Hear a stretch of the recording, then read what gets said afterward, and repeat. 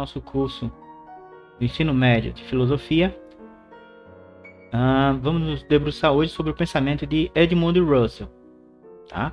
E a corrente fenomenológica. Bom, no que tange ao pensamento de Russell, né, e isso vale para todos os pensadores, né, todo aquele que quer, né, que vai se aventurar no estudo da filosofia, deve observar o contexto em que o pensador, né, o filósofo, viveu, né? E aí a gente pode, isso ajuda a entender o porquê daquele filósofo pensou o que pensou. Feito?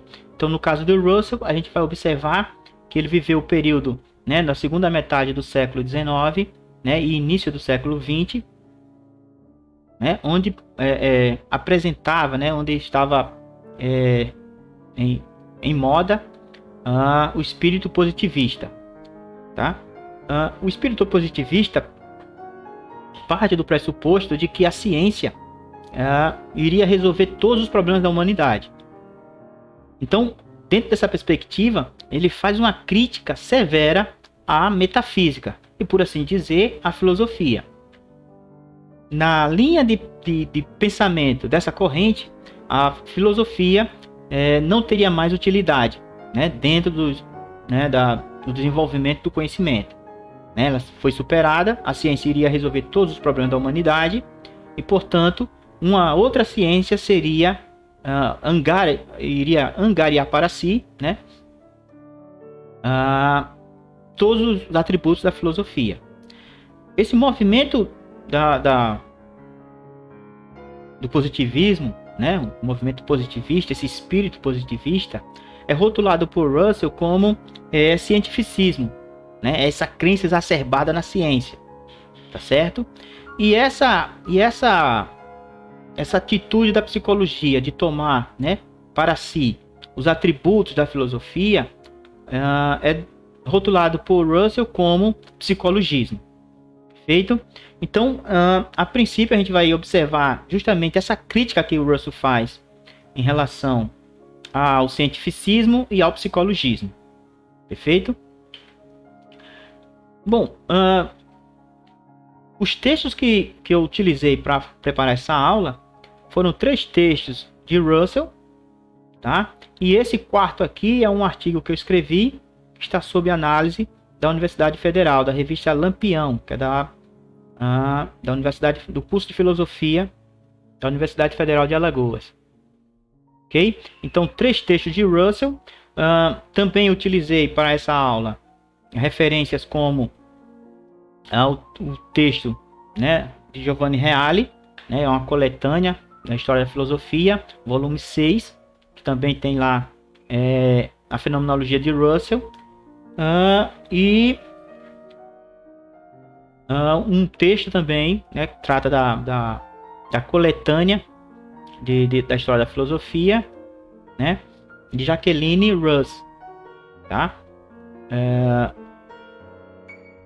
Bom, foram esses 2 textos, tá, que aí utilizamos como referência. E, em relação a esse artigo que eu escrevi, caso aprovado, posteriormente eu vou disponibilizar o link para acesso de vocês, caso interesse. Perfeito? Bom, então, para início de conversa, né, uma rápida visão, né, das influências, né, e do pensamento de Russell em sua biografia.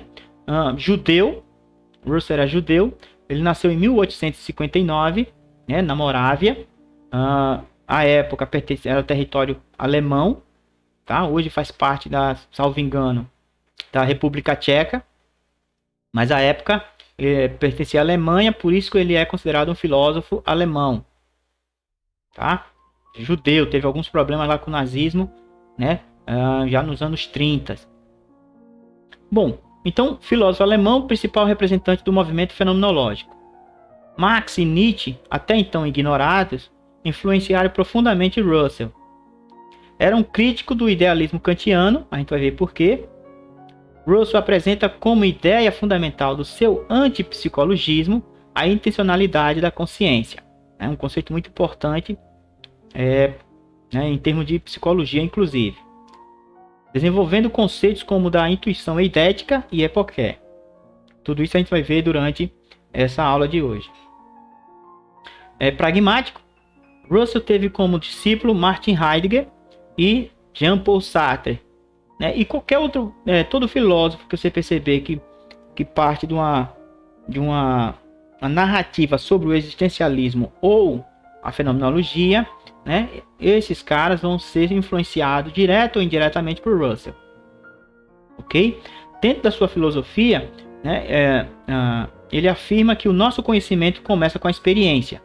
Ele vai beber muito da fonte de Kant. Exemplo, fato. Por exemplo, este som ou esta cor que se apresenta à consciência, nele captamos a essência, o som e a cor. Tá? Isso vai ficar mais claro mais adiante. Em situações diversas ouvimos sons diferentes, o clarim, o violino, o piano, mas reconhecemos algo de comum. Perfeito nesses sons. O individual se anuncia à consciência pelo universal. Quando a consciência capta um fato, capta também a essência, o quid. Esta cor é o caso particular da essência cor. Então, Russell ele vai ter uma visão diferente do que a consciência, ele vai trazer um conceito diferente do que a consciência, ele vai trazer um conceito, né, e por isso a crítica a Kant, do sujeito transcendental, perfeito, o sujeito que conhece, ele vai ter uma visão diferente do que é a intencionalidade. Feito? E detalhe, ele vai trazer também uma nova visão daquilo que em Descartes a gente que Descartes usou como método, né, que foi a dúvida hiperbólica, né, que é aquele fato, né, aquela postura de negação da realidade, né, no primeiro momento. Tá? A gente vai entender isso mais à frente.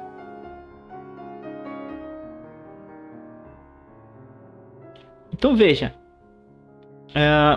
só para deixar mais acentuado, Russell ele vai partir da crítica tanto do cientificismo quanto do psicologismo, né? E não vai ficar só na crítica. É óbvio que ele vai colocar alguma coisa no lugar. Ele vai oferecer alguma coisa no lugar, tá? Para ele fazer essa crítica, ele vai ter que reformular o conceito de fenômeno em Kant, perfeito? E vai reformular também o conceito de consciência, ok? Então, por isso que é uma fenomenologia, é um estudo do fenômeno, mas não é um estudo do fenômeno no sentido do objeto, né? O objeto permite o fenômeno, mas ele não vai estudar o fenômeno objeto. Ele vai observar como esse fenômeno se dá à consciência, tá? Porque se ele vai até o objeto, analisar o fenômeno, o objeto, né? De tal forma, uma forma mal interpretada do conceito de fenomenologia, né? Apesar de ser estudo do fenômeno, não é o estudo do fenômeno em si, né? O objeto, que é o fenômeno, o fato, mas a relação da consciência com esse fenômeno. Como esse fenômeno se dá à consciência. Esse é o objeto de estudo da fenomenologia. Então, a fenomenologia do conhecimento é ciência dos fenômenos cognoscitivos, neste duplo sentido. Ciência dos conhecimentos como fenômenos, Erscheinungen, manifestações, atos de consciência em que se exibem, se tornam conscientes, passivo ou ativamente, estas e aquelas objetalidades. E por outro lado, ciências desta objetalidade enquanto a si mesma se exibem deste modo. Então ele vai analisar como a consciência se dá com os fatos, perfeito? E como a consciência se dá com os próprios conceitos, né? As próprias essências contidas na consciência. A gente vai ver isso mais à frente. Então veja, a crítica ao psicologismo se dá da seguinte forma, tá? Não estamos aqui o mais claramente diante do paradoxo de que o psicólogo tematize a razão e a não razão, de que ele, enquanto psicólogo, pressuponha possuir razão a fim de poder conhecer a razão como sendo razão e a não razão como sendo não razão, né? Ele está percebendo aí a contradição do psicologismo, ok? Então veja, o psicologismo, né, a psicologia, na verdade, tende, né, segundo a proposta positivista, quer assumir a postura de fundamentar os conceitos, né, da ciência objetiva. Ora, Russell vai dizer, para elas, a psicologia enquanto ciência, né, objetiva, ela vai partir de alguns pressupostos, certo, que devem estar fora da própria análise psicológica. Dito de outra forma, eu não posso construir conceitos precisando de conceitos, né? Eu não posso fundamentar a ciência, né, quando, para que eu faça essa fundamentação, eu esteja no ciclo vicioso de fundamentação. Perceba a ideia. Eu preciso construir conceitos, né? Entender como é que funciona os conceitos psicológicos, para daí estabelecer essa relação com a ciência objetiva, servir de pressupostos para a ciência objetiva. Mas eu, enquanto ciência objetiva, eu vou necessitar desses pressupostos, né? E se a psicologia ela assume essa postura de ciência objetiva, ela vai ficar carente desses pressupostos. Portanto, ela não pode construir esses pressupostos, né? Uma vez que se rotula de ciência objetiva, né? É aí que se encontra a contradição, segundo Russell, né? Eu preciso de pressupostos lógicos e epistemológicos para analisar objetivamente, né, os objetos, né, da minha área específica. Perfeito? Ora, enquanto ciência objetiva, a psicologia precisaria que alguma outra ciência fornecesse os pressupostos lógicos e epistemológicos para ela examinar os seus objetos. Portanto, ela não pode assumir essa postura, né, já que ela é uma ciência objetiva. Portanto, teria que ser uma outra ciência, né, que deva assumir, né, esse papel. Então, em seu texto, A Ingenuidade da Ciência, Russell procura desconstruir o difuso discurso positivista, uma apologia ao cientificismo, onde se adjudicou à psicologia os objetos de estudo da filosofia, mais precisamente a reflexão sobre a lógica e a epistemologia, configurando aquilo que ficou conhecido como psicologismo. Ok? Então, só para deixar isso concreto, né? Psicologismo seria aquela postura da ciência psicológica que quer angariar, né, os atributos filosóficos para fundamentar as outras ciências positivas. Perfeito? E o cientificismo é aquela crença exacerbada, repito, de que a ciência iria resolver todos os problemas da humanidade. Russell vê um calcanhar de Aquiles nessas narrativas. Correto? Então veja, como toda ciência empírica, a psicologia examina e explica fatos observáveis, mas não oferece os seus fundamentos, pois estes não são observáveis. Perfeito? Então a psicologia ela depende também da própria análise, né, da lógica e da epistemologia, que são fundamentalmente papéis, né, que a filosofia deve assumir, tá? Mas não de qualquer maneira. Não de qualquer maneira. Portanto, a ingenuidade da ciência se configura como a psicologia, enquanto ciência positiva, não pode agregar no seu círculo de objetos, né, objetos de pesquisa, aquilo que foi delegado à filosofia. A gente já deixou isso bem claro porque, em termos de análise das condições de possibilidade de conhecimento, estudo da lógica e da epistemologia, estas devem permanecer sob as ponderações da filosofia e sua judiciosa metodologia fenomenológica. Tá? Então, o que é que o Russell está fazendo? Se a psicologia e o positivismo tiraram da filosofia tradicional, né, o papel de examinar a lógica e a epistemologia, Russell, o que é que o Russell está fazendo aqui agora? Ele está tomando da psicologia, mostrando por que a psicologia não tem idoneidade para assumir esse papel, né? Ele está mostrando por quê, e ele vai dizer, a minha ciência, a minha nova ciência, né? Uma ciência das essências, vai permitir construir e examinar justamente esses dois aspectos fundamentais para a construção do conhecimento, que são a lógica e a epistemologia, certo? Então, como toda ciência empírica, a psicologia examina e explica fatos observáveis, mas não oferece os seus fundamentos, pois estes não são observáveis, tá? A disciplina que poderá fundamentar a lógica e a fenomenologia, que pode ser descrita como uma espécie de sinonímia da filosofia, um genuíno método de crítica do conhecimento. Tá? Então é a fenomenologia que vai analisar como se dá o conhecimento verdadeiro, né? Como é que se estabelece essa relação da consciência com os fatos, né? Esse estudo da relação da consciência com os fatos, Russell vai chamar de fenomenologia. Perfeito? Bom, então vamos intensificar um pouco mais. Portanto, a partir do momento que a psicologia não pode assumir o papel da filosofia, né, emerge daí a necessidade de uma ciência das essências, fenomenologia.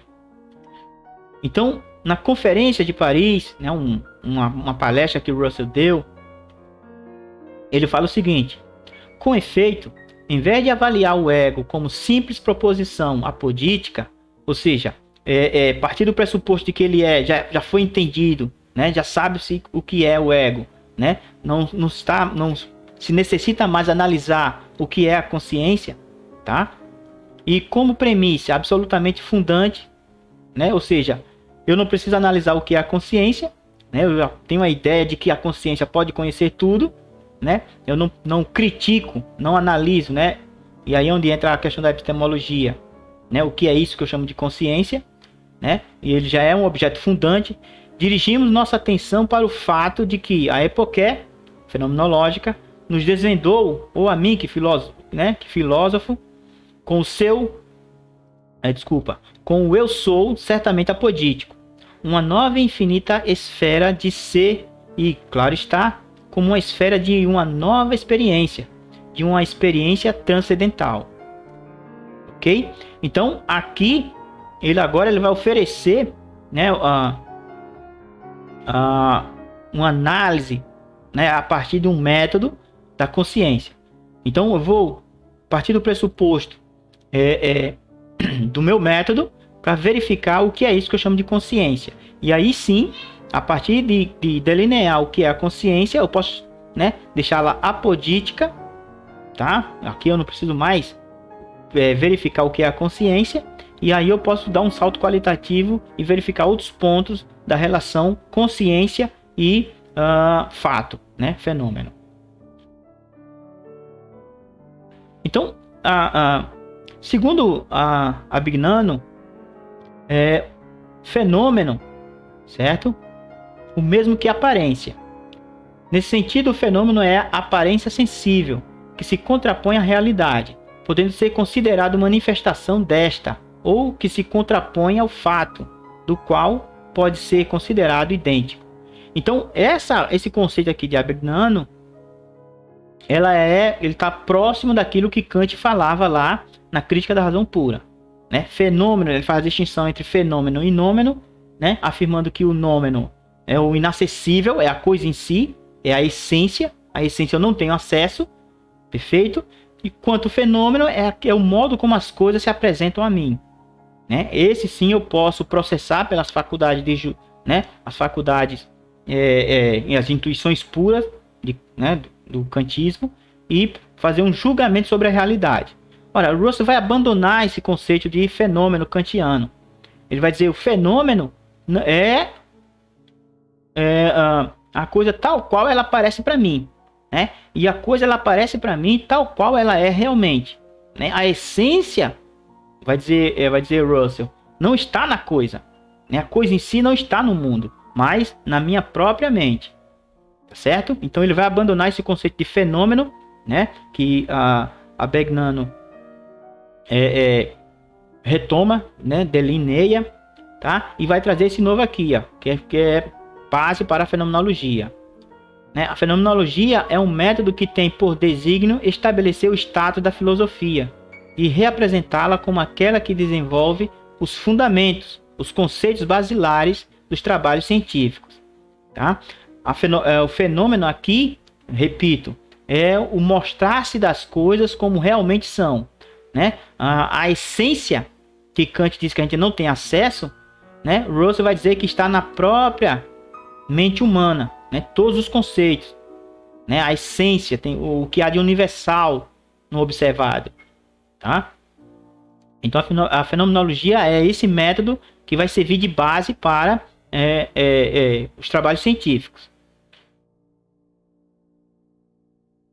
Então veja, essa fenomenologia, né, que é uma ciência das essências, é o regresso às essências das coisas, né, um voltar à essência das coisas, né, é uma nova análise sobre a essência, que intenciona evitar a verbosidade e direcionar os trabalhos da filosofia para a fundamentação da ciência. Tá certo? Então, eu preciso de, né, que a minha mente esteja tingida de essência para eu poder ter um contato com o mundo objetivo. Tá? Mas qual é o método que me permite chegar a essa conclusão? Né? Qual é o método utilizado por Russell? Né? Então, ainda trazendo o conceito, né, delineando, deixando mais amarrado o conceito de fenomenologia, aparece um discípulo de Russell, que é Martin Heidegger, que diz o seguinte: a expressão fenomenologia significa, antes de mais nada, um conceito de método. O termo expressa um lema que poderia ser assim formulado: voltemos às próprias coisas. E isso em contraposição às construções desfeitas no ar e às descobertas causais, em contraposição à aceitação e de conceitos só aparentemente justificados, e aos problemas aparentes que se impõem de uma geração a outra como verdadeiros problemas. Tá? Portanto, o método fenomenológico se define como uma volta às coisas mesmas, isto é, aos fenômenos, aquilo que aparece à consciência, que se dá como objeto intencional. Perfeito? Então não tem nada de obscuro da relação entre o mundo objetivo, o fenômeno, né, o mundo dos fatos, o fenômeno, e a consciência. Tá? O que é preciso delinear, e Russell vai fazer, é justamente estabelecer o que é esse mundo, né, e o que é essa consciência. Correto? E para isso ele usa um método específico, que é a epoqué. Feito? Então a epoqué é algo semelhante àquilo que Descartes fez lá, né, na dúvida hiperbólica. Então vamos só recordar o pensamento cartesiano. Descartes ele vai negar, né, ele foi instruído, né, foi educado na escola jesuíta, certo? E aí ele vai perceber que aquele conhecimento construído, né, calcado na contemplação, né, não é interessante para o desenvolvimento da ciência. Então Descartes faz uma cisão entre religião e ciência, né? À época se confundia com filosofia. Filosofia e ciência era uma e mesma coisa. Então, qual é o primeiro passo de Descartes? A dúvida hiperbólica. Ele diz: vou negar, vou fazer um exercício mental de negação de tudo aquilo que eu apreendo pelos 5 sentidos. Tá? Então, essa negação, ele quer ver o que é que sobra nesse contexto para iniciar a sua filosofia. Né? O Russell faz exatamente a mesma coisa. Tá? É uma suspensão do juízo sobre a realidade extramental, ou suspensão do mundo. Não se trata aqui de uma negação tá? Não vai negar o conhecimento como fez Descartes, mas simplesmente colocar em suspenso. Eu não vou partir desse conhecimento já dado, né? Já estabelecido. Eu vou ver o que é que subjaz a suspensão, né? Momentânea desse conhecimento, tá? O objeto fica suspenso como congelado para análise científica. Confiança na experiência e na capacidade de análise consciente e segurança na linguagem para suspender, delimitar, analisar e explicar o objeto, tá? Para poder teorizar. Perfeito? Então, ele suspende com a hipoqué, né? Ele está querendo aqui, isso aqui ele está fazendo fenomenologia, lembrando. Então, primeiro passo, eu vou suspender todo o conhecimento que eu acredito ter, todos os conceitos que eu acho que já corroboram, né, com a realidade, e vou ver o que subjaz, né, dessa suspensão, né? Quando ele faz isso, duas coisas aparecem: a consciência de um lado, a experiência do outro. Perfeito? Então esse é o primeiro exercício. Então, para alcançar as coisas, é preciso fazer a redução fenomenológica, a hipoqué. Não necessariamente duvidar, como Descartes, mas suspender o juízo sobre tudo o que se chama atitude natural, tá? Doutrinas filosóficas e seus incansáveis debates, as ciências, as crenças, tá? Então não é só, ele não está só colocando em xeque nesse momento, né? A redução fenomenológica, não está colocando só em xeque a filosofia tradicional, mas está colocando também os conhecimentos científicos, né? As crenças religiosas, enfim, tudo aquilo que aquele conhecimento até então produzido. Perfeito? Então veja, Enzo Patti diz o seguinte: o objetivo da hipoqué é o desocultamento. O mundo está sempre lá. A sua existência não constitui problema. O problema que a hipoqué quer resolver é outro. Qual é o significado? Qual é o fim do mundo? Antes de tudo e originariamente para mim e depois para todos os sujeitos. Tá? Então a hipoqué é uma suspensão do juízo, né? Eu vou tirar da minha mente, não vou utilizar esses conhecimentos que eu tenho até então sobre a realidade, sobre mim mesmo, para não macular meu exercício, né, de análise, né, um exercício fenomenológico. Então esse é o movimento, né, o método que ele faz para iniciar, né, a sua ciência das essências. Então dessa redução fenomenológica da hipoqué, eu chego ao sujeito transcendental, né? Então da redução fenomenológica, né, a gente viu, consiste em deixar provisoriamente de lado todos os preconceitos, teorias, definições que nós utilizamos para conferir sentido às coisas, né? Então faço essa suspensão dessas ideias. O que é que sobra? O ego transcendental. Que é isso? O sujeito cognoscente, o sujeito que conhece, né, na perspectiva de Russell. A única coisa que subjaz a hipoqué, tá? Então,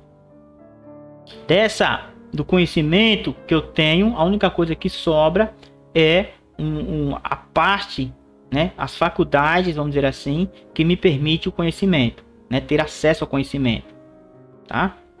Enquanto Kant chamava de sujeito transcendental, Russell prefere o termo ego transcendental, ok? Só que esse sujeito transcendental, né, o ego transcendental de Russell, diferente de Kant dizia o quê? De Kant ele era tão somente faculdades, né? Espaço, tempo e as categorias, como a ideia de princípio da causalidade, né? A ideia de universalidade, de unidade, perfeito? De relação. Então, em Kant, a gente teria essas faculdades que permitiriam a gente processar o conhecimento angariado pelos 5 sentidos. Em Russell é diferente, né? A essência está lá, né? A gente tem não só essas faculdades, mas também as essências. Perfeito?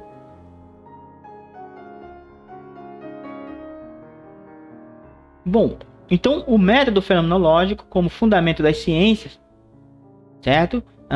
Eu já posso analisar agora, né, como essa nova ciência vai ajudar a produção científica. É isso que ele quer fazer agora nesse segundo momento.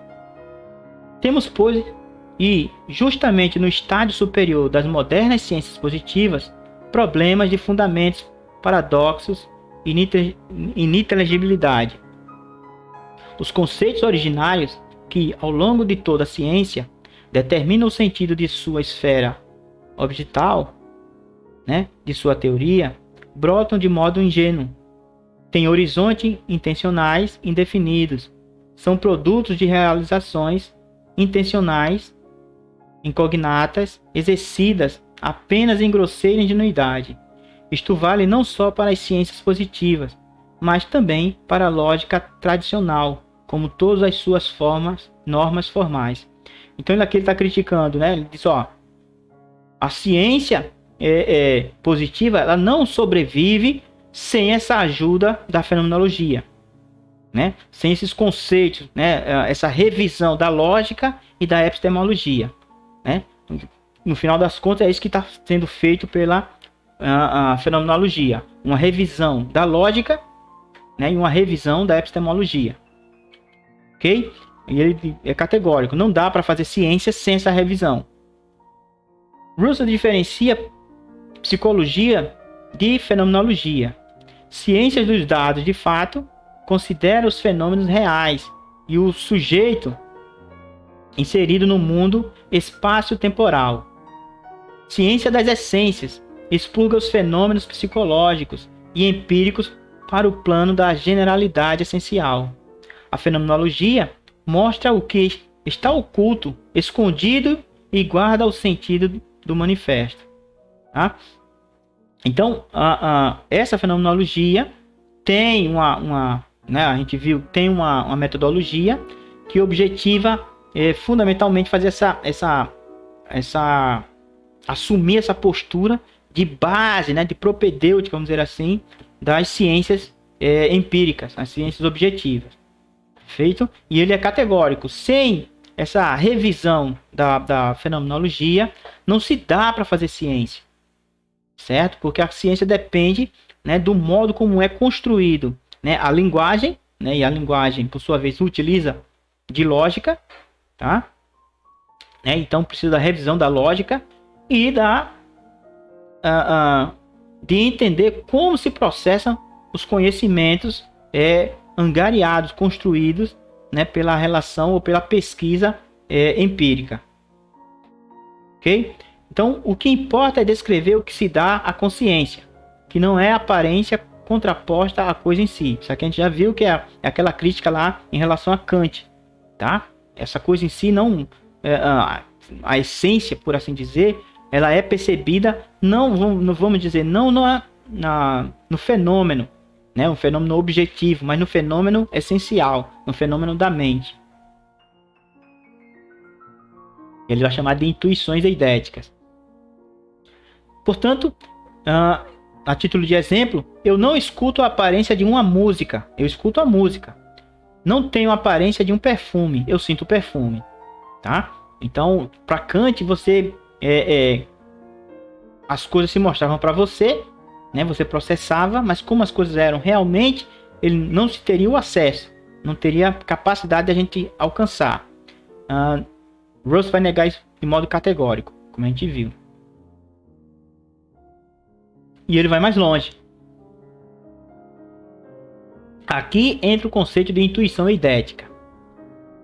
Com efeito, em vez de avaliar o ego como simples proposição apodítica e como premissa absolutamente fundante, dirigimos nossa atenção para o fato de que a epoqué fenomenológica nos desvendou, ou a mim, que filosofo, né, com o seu, como eu sou, certamente apodítico, uma nova e infinita esfera de ser, e, claro está, como uma esfera de uma nova experiência, de uma experiência transcendental, certo? Eu retomei essa frase aqui para trazer para vocês justamente a ideia do que ele quer dizer com intuição eidética, a intuição da essência.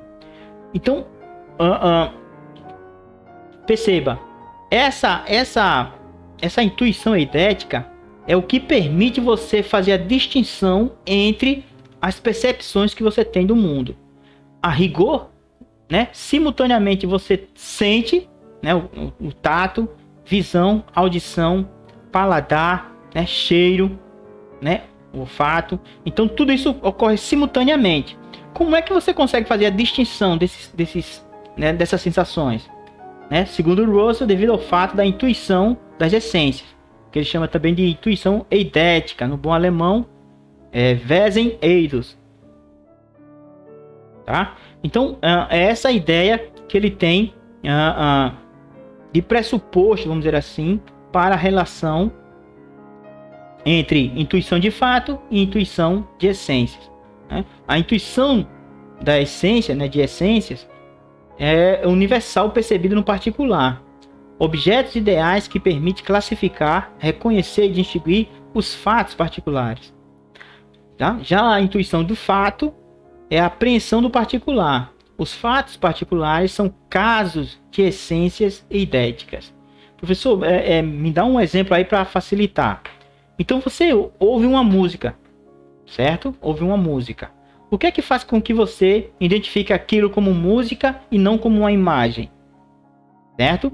Então, ou se você ouve duas músicas né, em sequência, o que é que faz com que você relacione a primeira como música e a segunda também como música? Certo? Ora, é justamente a ideia que você tem de música.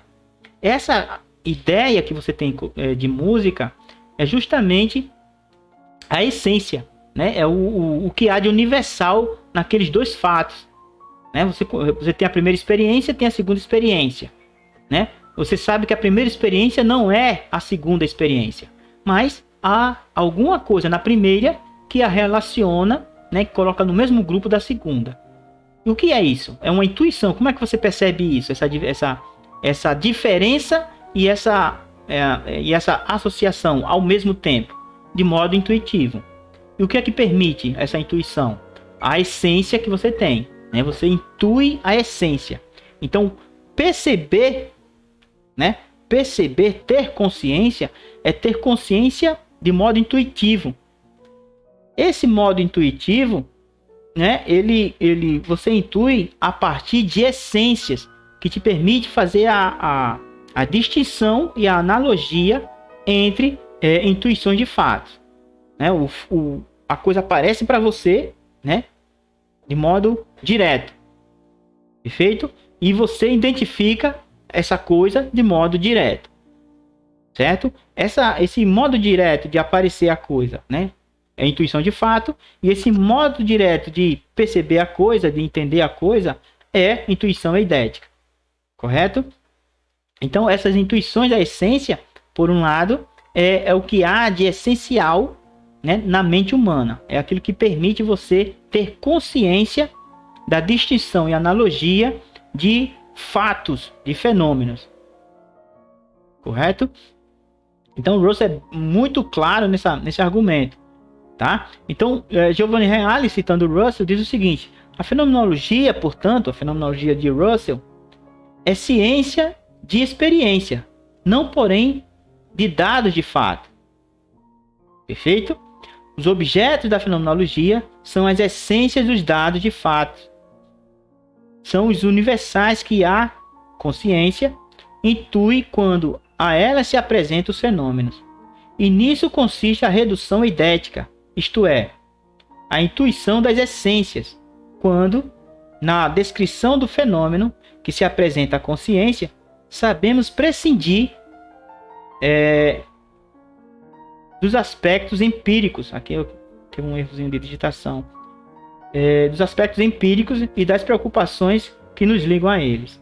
Tá? Então, perceba que... vou retomar. O que é que faz com que você reconheça algo no mundo? Né? Você percebe o mundo pelos 5 sentidos, tá? Sendo aí 2 músicas distintas. Você escuta a primeira música, a segunda. O que é que faz com que você saiba que a primeira música é diferente da segunda e a primeira música tem alguma coisa em comum com a segunda? Ou seja, o primeiro fato tem alguma coisa em comum com o segundo fato. Então, o que permite fazer essa distinção, né, da música de uma imagem, né, o som de uma imagem, é a intuição do fato, ou melhor, a intuição eidética, né, universal, o que permite você associar o primeiro fato, a primeira música, com o segundo fato, a segunda música, também é a intuição eidética, tá? Então, você teria que ter isso aí de antemão, né? De algum modo a gente apreende essas ideias, né? E o Russell deixa isso meio obscuro. Isso aí é um ponto que deve ser discutido. Eu não consegui perceber nas leituras que eu fiz se ele esclarece essa ideia. Aparentemente não. Nos textos que eu peguei dele, ele não deixa claro como a gente consegue construir essas essências. Perfeito? Se essas essências são, né, aí é onde entra o contrassenso, a problemática. Se essas essências seriam construídas através da experiência, seria redundante. Ele estaria cometendo o mesmo erro que o psicologismo, tá certo? Mas isso aí é um estudo mais aprofundado, a gente vê em outro momento. Bom, então a gente já entendeu que a consciência, né, é formada por intuições de fato, tá? Mas essa consciência é algo em si, né? É uma substância, como pensava Descartes, né? Então, ou é algo diferente? É isso que a gente vai verificar nesse terceiro momento, né? A consciência é intencionalidade. Nas ideias para uma fenomenologia, Russell diz o seguinte: a consciência que vê, precedindo da atenção, são atos de pensamentos formados de tal e tal modo. E as coisas que não são atos de pensamento estão, no entanto, neles contidas. Veem neles a dar-se e, por essência, somente assim constituídas se mostram como aquilo que elas são. Certo? Então veja, aqui ele vai tentar delinear que essa consciência, né, é justamente essa relação da intuição eidética com a intuição do fato. A consciência é essa relação direta. Perfeito? Como isso se dá, né? Então toda consciência é consciência de alguma coisa. Assim sendo, a consciência não é uma substância, mas uma atividade constituída por atos: percepção, imaginação, especulação, volição, paixão, com os quais visa algo. As essências ou significações, né, o noema, são objetos visados de certa maneira pelos atos intencionais da consciência, a noesis, tá? A fim de que a investigação se ocupe apenas das operações realizadas pela consciência, é necessário que se faça uma redução fenomenológica ou epoqué. Isto é, coloque-se entre parênteses toda a existência efetiva do mundo exterior, tá? Então, perceba, a ideia aqui presente é de que a consciência, ela é uma ação. A consciência não é algo que você possa um objeto em si. Você só consegue perceber a consciência na ação de ter consciência. A percepção do fato, né, que é desenvolvida, né, pela intuição eidética, né, a relação da intuição do fato com a intuição eidética se dá, né, essa relação é justamente o movimento que Russell, segundo Russell, seria a consciência, né? Eu não tenho, eu tenho consciência sempre de alguma coisa, né? Eu tenho uma imagem de uma montanha, então eu tenho consciência de uma montanha, né? A imagem que eu trago da memória para aqui agora é uma consciência que eu tenho da montanha, é uma percepção da montanha ausente, uma imaginação, mas é de algo, é sempre de algo. Não existe a consciência pura, né? Sem algo para se relacionar, certo? É disso que ele está falando. Então, consciência é sempre consciência de alguma coisa. Por isso que a gente chama de intencionalidade. Ela sempre ela direciona para um objeto. Imagine que você esteja numa discoteca, né? numa festa, enfim, e você esteja dançando com a pessoa, a música é alta, um monte de gente falando, e aquela pessoa fala ao teu ouvido, né? Ora, como você está interessado naquela pessoa, você só vai ouvir, né, ante todo aquele barulho, né, naquele estabelecimento, você só vai se concentrar na voz daquela pessoa. Você consegue ouvir aquela voz da pessoa, embora ela esteja muito mais baixa do que, né, os sons que estão sendo entoados naquele momento. Então perceba que você direcionou sua atenção para um fato, que é a voz da pessoa, né, a intuição do fato. Então é isso que é a intencionalidade, é você direcionar sua atenção para determinado objeto, perfeito? Determinado fato, né? Então o conhecimento das essências provém da intuição, do que nos permite captar os fatos particulares, intuição eidética, certo? Provém da experiência, mas prescinde dos aspectos empíricos para chegar nas essências, correto? Portanto, a consciência é sempre consciência de alguma coisa.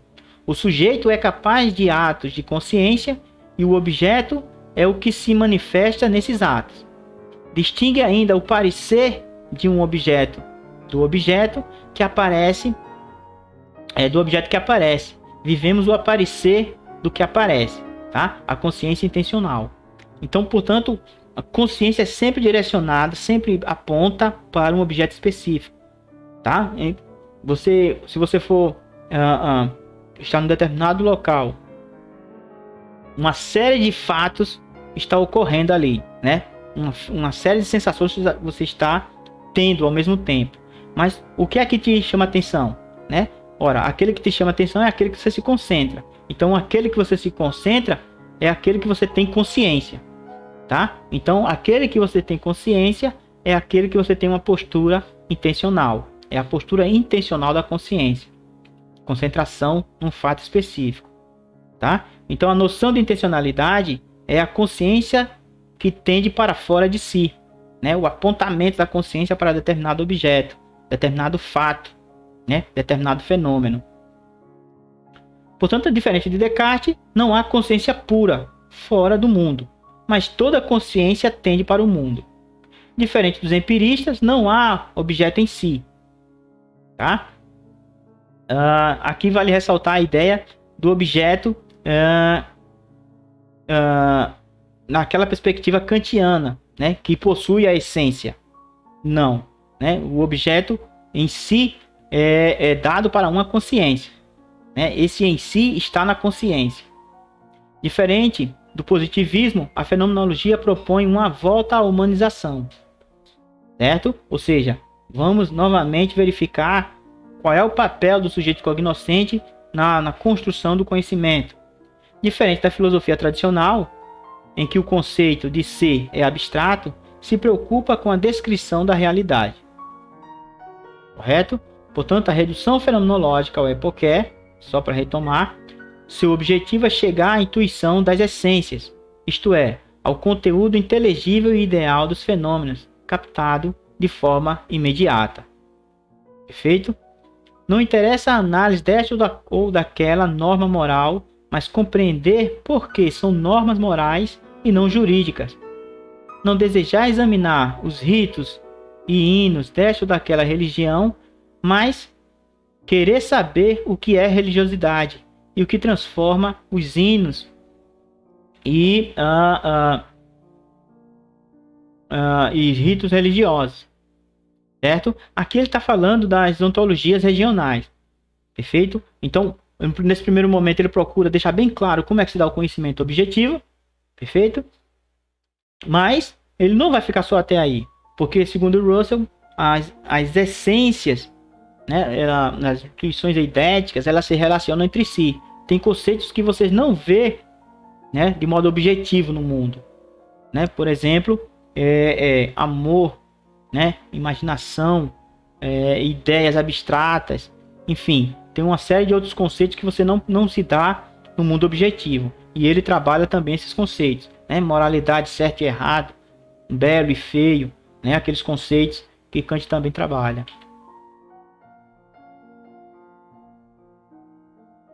Bom, toda intuição que apresenta originariamente alguma coisa é, por direito, fonte de conhecimento. Tudo aquilo que se apresenta a nós originariamente na intuição, que é, por assim dizer, se nos oferece em carne e osso, deve ser assumido assim como se apresenta, mas apenas nos limites em que se apresenta. Tá certo? Então você não pode dizer que